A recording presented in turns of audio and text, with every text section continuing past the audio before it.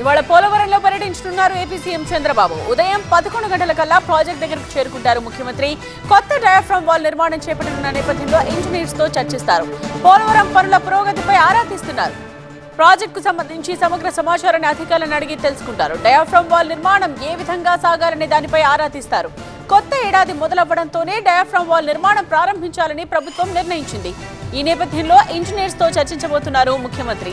ఈ ఏడాది సీఎంగా పగ్గాలు చేపట్టిన తరువాత రెండోసారి పోలవరానికి వెళుతున్నారు సీఎం చంద్రబాబు. జూన్ 17న మొదటిసారి ప్రాజెక్టును సందర్శించారు. భద్రతా కారణాల నేపథ్యంలో పోలీసులు ప్రత్యేక జాగ్రత్తలు తీసుకుంటున్నారు.